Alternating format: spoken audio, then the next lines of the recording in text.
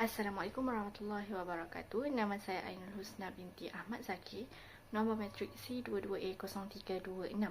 Pada hari ini saya ingin membentangkan berkaitan poster saya yang bertajuk Teori Intertekstualiti dalam Puisi Al-Kahfi sesudah Qisasul Anbiya.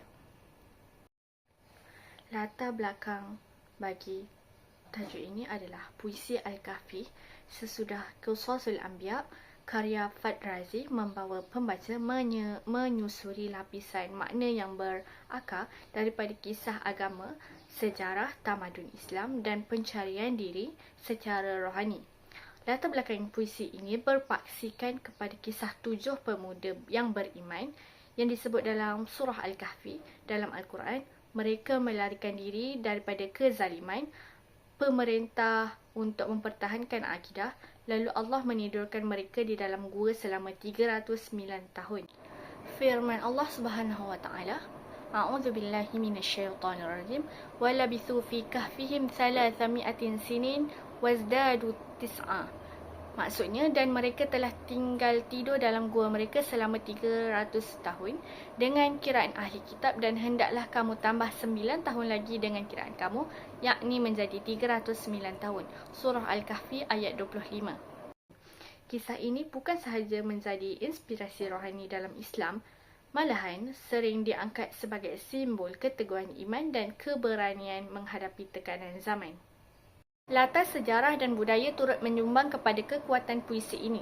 Rujukan kepada Qisasul Anbiya memberi gambaran bahawa puisi ini berakar dalam tradisi ilmu dan hikmah Islam yang telah lama menjadi warisan umat.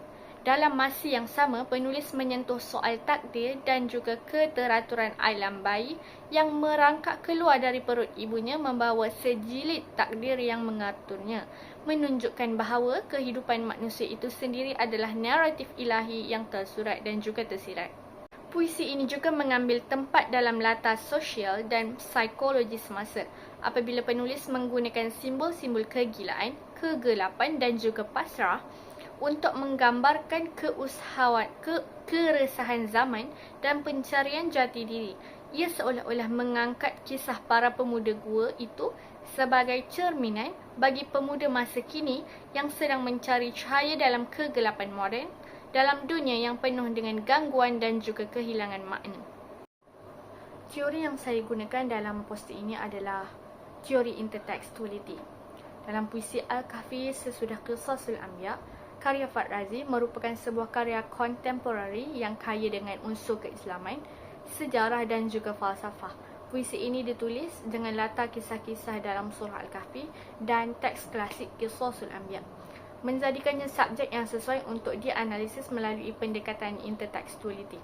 Teori intertekstualiti ini yang diasaskan oleh Julia Kristeva menegaskan bahawa setiap teks tidak wujud dalam kekosongan, tetapi saling berkait dengan teks-teks terdahulu.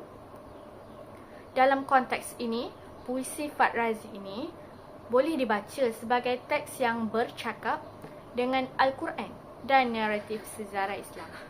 Dari aspek tema, puisi ini menggambarkan pencarian identiti dan kebenaran melalui perenungan terhadap kisah para nabi dan pemuda-pemuda gua. Penggunaan istilah seperti Ashabul Kahfi, pengembaraan rohani dan kisah-kisah dahulu menandakan hubungan langsung dengan surah Al-Kahfi. Hal ini membuktikan bahawa puisi ini bukan sekadar naratif baharu, tetapi satu pembacaan semula terhadap sumber wahyu dan tradisi Islam. Menurut Rahman Syari pada tahun 2003, intertekstualiti berlaku apabila seorang penyair menyerap unsur teks agama dan mengolahnya semula dalam kerangka puisi moden. Fard Razi memanfaatkan teknik ini untuk mencipta pengalaman spiritual yang segar bagi pembaca masa kini. Analisis kajian yang pertama adalah, pada rangkap pertama, lekapkan telinga pada gua diri, pasti kau mendengarnya. Kawan, derap masa lalu yang berdegup, tidak ada iktibar, rindu yang mengejar, bagai 7 jejak pemuda yang menakluki kegigilan, 7 kandil jiwa yang memataharikan kegelapan. Al-Kahfi Sesudah Qisasul Anbiya 2024 page 6. Antara analisis utama yang dapat dijadikan fokus kajian ialah penggunaan unsur intertekstual daripada Al-Quran, khususnya dalam surah Al-Kahfi. Penulis mengangkat kisah 7 pemuda gua dan mengolahnya sebagai satu bentuk tafsiran moden tentang pencarian makna hidup. Iman tidak memilih keajaiban, tetapi keajaiban selalu menuruti keimanan, seperti kitmir yang menghidungnya di sebalik jubah sang pemuda gua. Al-Kahfi sesudah Qisasul Anbiya 2024 muka surat 6. Watak kitmir iaitu anjing dimanfaatkan secara metafora untuk menyingkap kekuatan iman dan hakikat takdir. Dalam hal ini, puisi ini menawarkan satu bentuk penghuraian intertekstual yang kreatif dan bersifat kontemplatif, sekaligus memberi ruang kepada kajian tentang bagaimana teks agama ini ditafsir dalam kerangka puisi moden.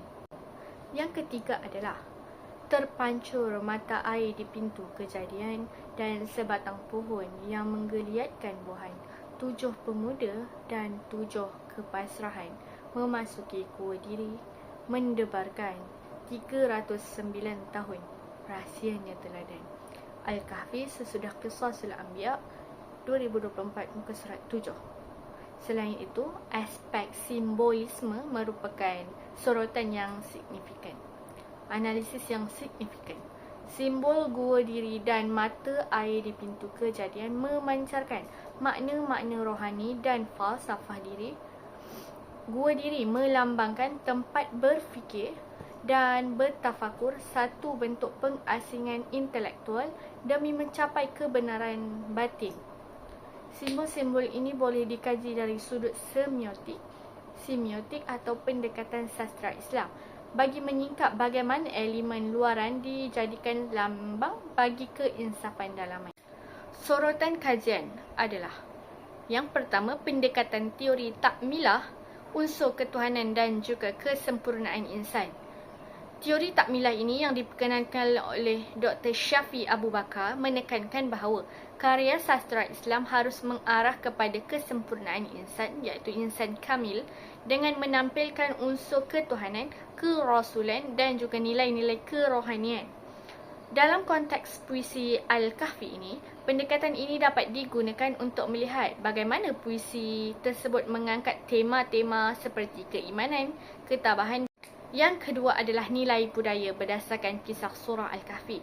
Puisi ini juga boleh dilihat melalui pendekatan nilai budaya yang terkandung dalam surah Al-Kahfi. Kajian oleh Wan Bashirah dan rakan-rakan pada tahun 2003, 108, mengenal pasti nilai-nilai seperti tanggungjawab, tawakal dan juga tawaduk dalam kisah-kisah surah Al-Kahfi. Hal ini dapat diaplikasikan untuk memahami bagaimana puisi Al-Kahfi ini mencerminkan nilai-nilai budaya dan spiritual yang relevan dalam konteks masyarakat kontemporari. Yang ketiga adalah pengaruh kesusastraan Arab dalam struktur dan gaya puisi. Puisi Al-Kahfi ini menunjukkan pengaruh kesusastraan Arab, terutamanya dalam penggunaan irama wazn dan rima qafiyah serta gaya bahasa yang retorik. Kajian oleh Nazri Atuh dan rakan-rakan pada tahun 2009 membincangkan persamaan antara puisi tradisional Arab dan juga puisi tradisional Melayu, termasuk penggunaan metafora dan simbolisme yang mendalam. Rumusan yang boleh dibuat berdasarkan poster yang bertajuk Teori Intertekstualiti dalam puisi Al-Kahfi sesudah Qisasul Anbiya ini. Puisi Al-Kahfi ini mengandungi unsur intertekstualiti yang jelas, iaitu wujudnya hubungan dan dialog antara teks puisi dengan teks sumber asli, Qisasul Anbiya dan kisah Ashabul Kahfi dalam Al-Quran. Analis mendapati bahawa penyair bukan sekadar mengulang atau menyalin kisah asal, tetapi juga melakukan transformasi, penyesuaian dan penafsiran semula terhadap unsur naratif, tema serta simbolik dalam bentuk puisi moden. Berikut merupakan rujukan yang saya dapati ketika menganalisis puisi Al-Kahfi sesudah Qisasul Anbiya ini. Sekian, terima kasih.